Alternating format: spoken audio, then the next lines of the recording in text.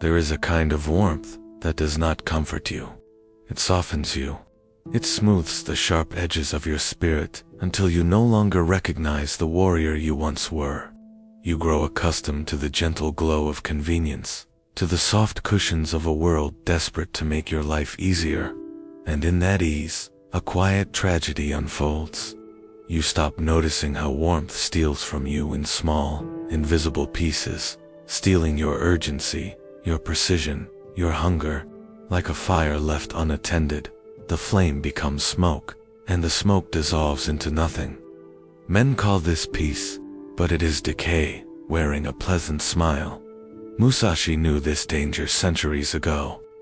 He saw comfort as the first enemy of clarity, the thief that enters without sound and leaves you weakened before you notice the loss. Today, modern men drown in emotional noise, mistaking sensitivity for depth and indulgence for meaning. They believe that feeling everything is a sign of being alive, when often it is simply evidence of being overwhelmed. Warmth makes everything blurry. The mind fogs, the heart wanders, and the path disappears beneath your feet.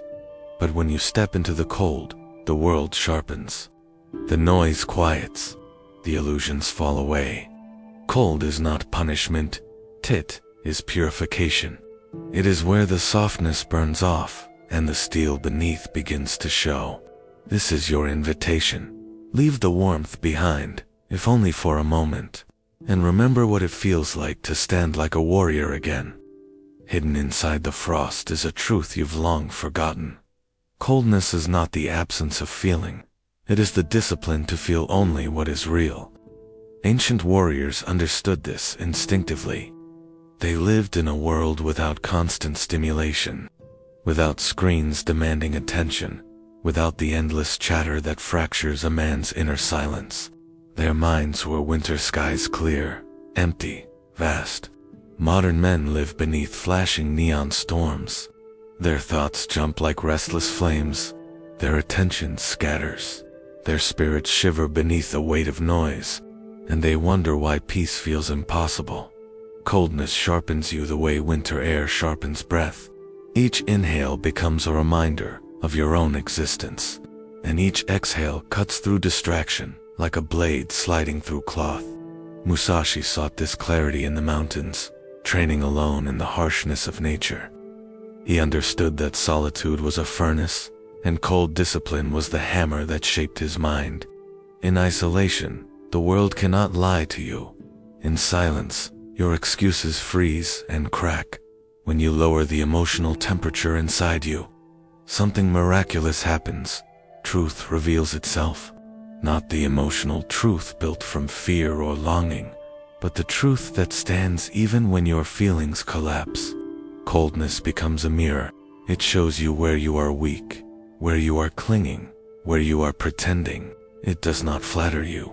It does not soothe you. It reflects the warrior you might become. If only you stopped drowning in the warmth of modern indulgence. There is a strange power hidden in restraint. It disrupts you. It forces your senses to awaken. It reveals the distance between who you are and who you know you must be. A winter mind does not chase comfort. It chases clarity. And clarity is the beginning of strength. Every man carries fire within him: ambition, desire, anger, longing, purpose. But fire without form is destruction. Fire without boundaries consumes more than it illuminates. Today, men mistake impulsiveness for authenticity. They believe speaking without thinking is real. They believe emotion without direction is passion.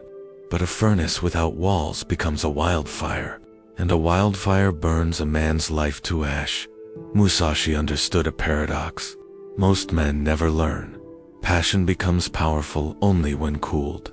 The heart must freeze before it burns. Coldness condenses emotion, condenses desire, condenses purpose, until what remains is pure, controlled, and potent. This is the difference between a candle and a blade forged in winter. One flickers, the other cuts. Your impulses are not who you are. Your reactions are not your truth. They are sparks, brief flashes of heat without shape. When you let every emotion take command, You become a slave to the warm storm within you. You fight battles that are not yours. You speak words that betray you. You chase illusions that feed on your confusion. Men lose themselves, not because they have too little fire, but because they have no cold container to hold it. Musashi warned, you must control your spirit before it controls you. He knew a warrior is not defined by how strongly he feels, but by how precisely he directs what he feels. Cold discipline turns chaos into direction. It turns heat into strength. It turns emotion into action that does not waver. Imagine your inner world as molten metal glowing, dangerous, alive. Only coldness can shape it. Only coldness can make it usable. And only coldness can turn the fire of your life into something worthy of wielding. In a world of constant noise, everything competes for your attention. Every message claims urgency. Every distraction claims importance. You are pulled, till your purpose thins like stretched leather. You feel it, even if you pretend you don't. The erosion of your focus, the dilution of your mission, the quiet loss of yourself beneath trivial demands. The world wants you warm because warm things bend. Warm things melt. Warm things can be shaped into compliance. Coldness is the armor that prevents this. Detachment is not distance, it is protection. When a warrior grows cold, he is not rejecting the world. He is refusing to let it distort him. He stands still while chaos swirls like winter wind around him. He responds only to what matters, and everything else shatters against his frost. Saying no becomes an act of sacred self-preservation, not out of selfishness, but out of duty to the part of you that knows what you're meant to build. Modern men drown because they say yes to everything, every invitation, every opinion, every emotional obligation whispered by people who do not carry their burdens. Coldness frees you from this. It teaches you that silence is a shield and refusal is a boundary. Consider the frozen river, still silent. From above, it appears lifeless. Yet beneath the ice, a vast force moves with relentless determination. Coldness does not kill your passion. It channels it. It concentrates it. It keeps your purpose intact beneath the surface, uncorrupted by the world's noise. When you become cold, manipulation loses its grip on you. Chaos passes through you. Emotional traps crumble. People who rely on your reactivity find nothing to hold on to.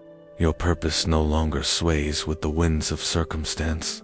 A cold man is not unfeeling, he is unmovable, and the world fears what it cannot sway.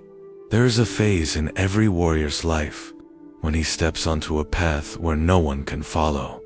It is not a punishment, it is an initiation. Self-mastery demands solitude. Growth demands silence. Transformation demands that you walk without applause and act without witnesses. Most men avoid this because they fear the coldness of being unseen. They fear the absence of validation more than the absence of truth.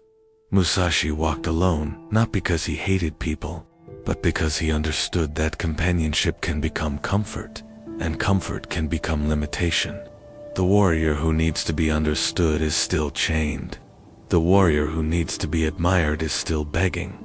Coldness frees you from this hunger. It allows you to walk your path without needing the world to approve of it.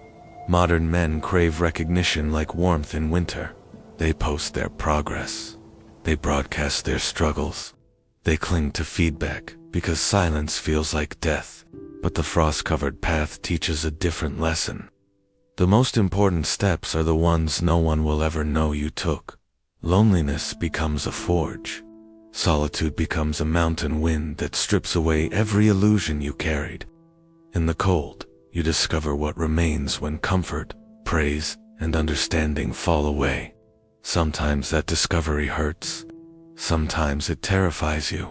But it is honest, and honesty is the first breath of a new life. The cold man is not isolated. He is sovereign. He belongs to himself. He walks with his spine straight, his breath steady, his mind clear.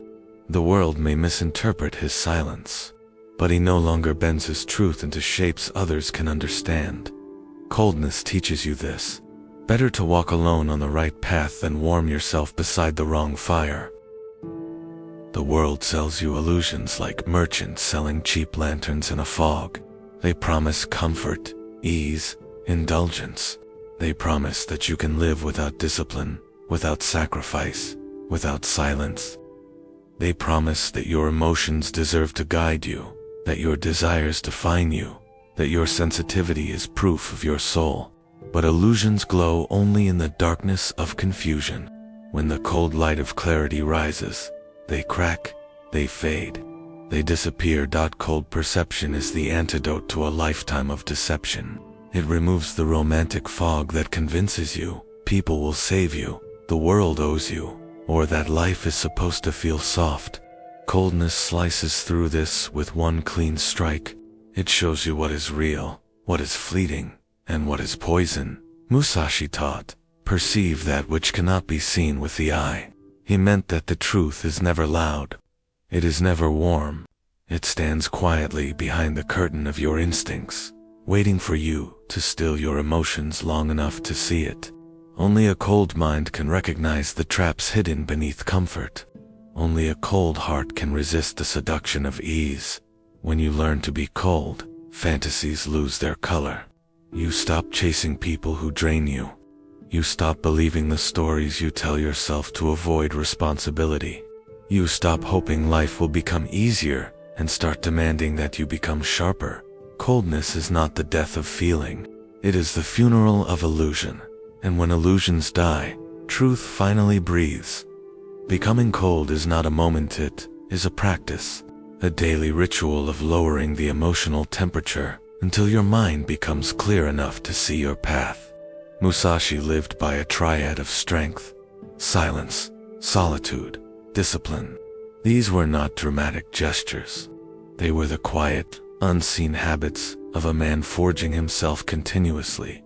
You cultivate internal winter by fasting from overstimulation, by choosing empty rooms over crowded noise, by holding your tongue when emotion begs you to speak, by facing the discomforts you've avoided, by welcoming the small hardships that shape the spirit, the way frost shapes stone. Modern men fear hardship because they have forgotten what hardship creates. Coldness is the climate where character forms. It hardens you in the right places and softens you in the places that matter. It strips away fantasy. It deepens your presence. It makes you a man who does not need the world to give him strength, because he forges his own in winter air. You are not meant to live like everyone else. You are meant to move with intention, to speak with precision, to act with purpose. The winter warrior does not chase comfort or applause.